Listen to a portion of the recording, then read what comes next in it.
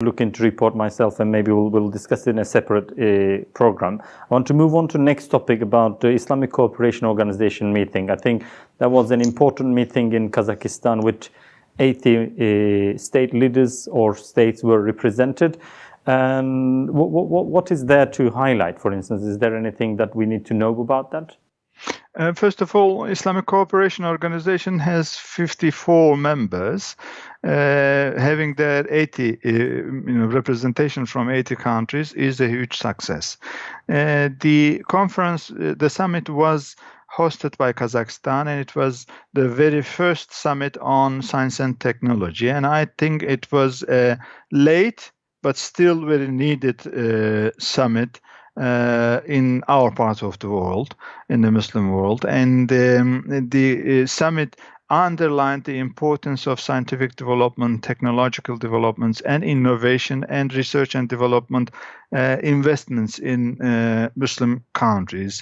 Up until here, it was quite a successful and needed conference. The president of Kazakhstan, Nursultan Nazarbayev, suggested that Islamic Conference Organization needs to be restructured in the line of the G20.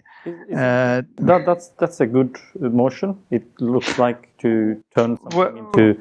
In my understanding, first of all, it is contradictory with the overall philosophy of Islamic Conference Organization. Islamic Conference Organization is not about becoming more rich; it's about becoming more just. Because it needs to be Islamic.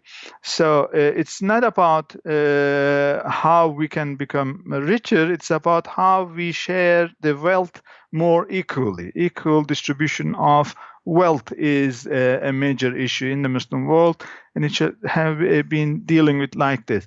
Now, whereas the G20 is the core of criticism in the West about, the polarization between the 1% rich and the rest poor world. So in that sense, the lines of the G20 is not fitting to what Islamic Conference Organization is all about. On the other hand, in fact, the late Prime Minister of Turkey, Necmettin Erbakan, had already established something in those lines. This is the D8, developing 8 countries, where Turkey is the permanent host and member. So in that sense, such an organization does exist and in fact is not working at all. The Muslim countries do form organizations, but they don't know how to run them. I see.